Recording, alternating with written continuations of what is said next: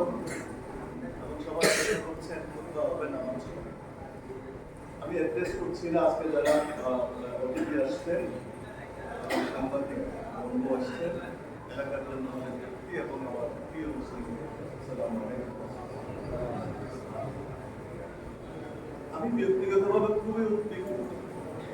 আমার একটা সরকারের সহযোগী প্রতিষ্ঠানের দায়িত্ব আছে, বাংলাদেশের সবথেকে স্বাধীন একটা প্রতিষ্ঠান দুর্নীতি দমন কমিশন, তার সহযোগী প্রতিষ্ঠান দুর্নীতির প্রতিরোধ কমিটি।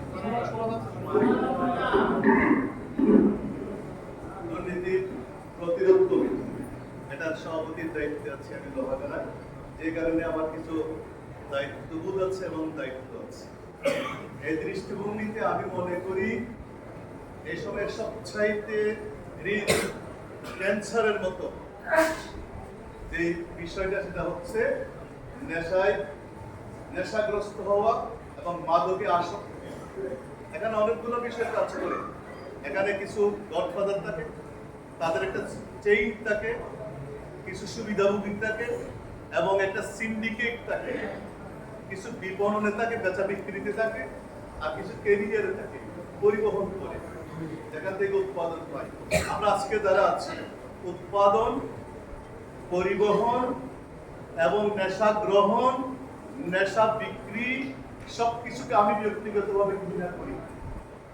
এখন আপনারা এটাকে ঘৃণা করেন। আমরা দৃঢ় কণ্ঠে বলবো যে আমরা নেশাকে, মাদককে, সবাই যে ধরনের মাদক হোক, ইয়াবা হোক, তারপরে হিরোইন হোক, সীসা হোক, হারিস হোক, ইনজেকশন হোক, আর যত ধরনের নেশা আছে,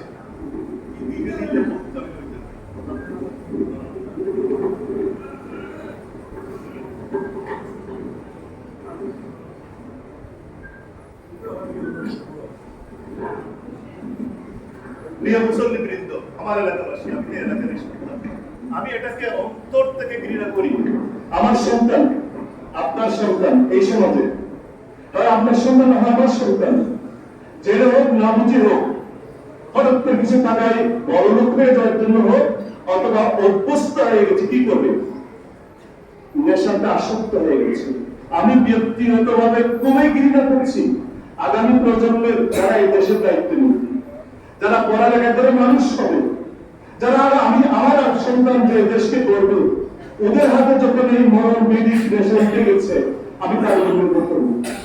আমি কোন সন্তানের উপর নির্ভর করবো? আপনি কোন সন্তানের উপর নির্ভর করবেন? আপনি গরুটা বিক্রি করে তাকে কলেজে পাঠিয়েছেন, স্কুলে পাঠিয়েছেন, স্বেচ্ছ করিয়ে থেকে পরিবহন করে সেখানে নেশা বিক্রি, বিয়াবা বিক্রি করছে।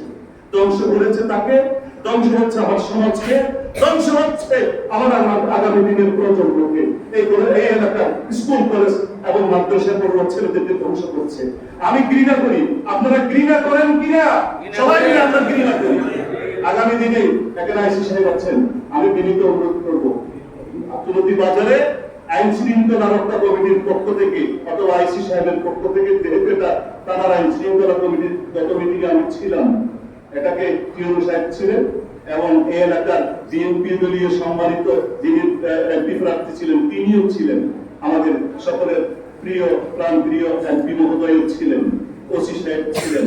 এখানে কথা আসছে যে আমরা সর্বদলীয় ঐক্যের মাধ্যমে এই নেশাকে এবং এই মাদককে ঘৃণা করব, এই ঘৃণাকে ছড়িয়ে দিব, মাদককে ঘৃণা করতে ছড়িয়ে দিব। সমাজের প্রত্যেকটা মানুষ, মুসল্লি থেকে শুরু করতে, মাদককে ঘৃণা করতে ছড়িয়ে দিব। কিন্তু যিনি মাদক বিপণন করছেন না জেনে, তাকে আপাতত ঘৃণা করছি না, তাকে আমরা সুযোগ দিচ্ছি।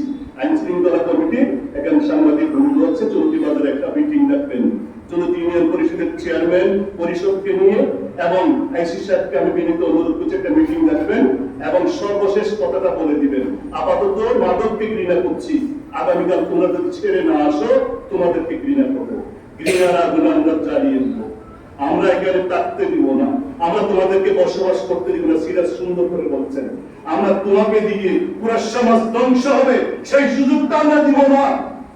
আমার ছেলে মেয়ের আগামী দিনের ভবিষ্যৎ অন্ধকার করে দিবে, সেই সুযোগটা তোমাদেরকে দিব না। সেটা কখন বলবো? চলতি বাজারের মিটিং এর পরে তোমাদেরকে সময় দিব। এখানে কারা বিপণন করে, কারা কেরিং করে, কারা কোটি টাকার স্বর্ণ থেকে কোটি টাকা ইনকাম করে এই প্রজন্মের সন্তানদেরকে ধ্বংস করে, তাদেরকেও চিনি। আমরা আইন শৃঙ্খলা রক্ষা কমিটির কাছে আমরা লিস্ট দিয়ে দিব, তখন চলতি মিটিং এর পরে তাদেরকে 2 মাস 1 মাস সময় দিব। এর মধ্যে তোমাদের দৌরাত্ম, রাত 10টা হয়ে গেলে 12টা হয়ে গেলে মাদকের কারবারিরা এই দেশ দখল করে নেই। আমরা সেখানে অসহায় হয়ে যাই। আমরা অসহায় হতে চাই না। আমরা অসহায় হয়ে এই সমাজে বসবাস করতে চাই না। আমরা কোনো গুটি কয়েক জনের হাতে এদেশকে জিম্মি করতে দিতে চাই না। ওয়াইসি মহোদয়, আপনি মিটিং রাখবেন, আমরা থাকবো, তাদেরকে 1 মাস ধরে সময় দিব। এরপরে ঘৃণা করবো মাদক, এরপরে তোমাদেরকে ঘৃণা করতে থাকবো। ধন্যবাদ।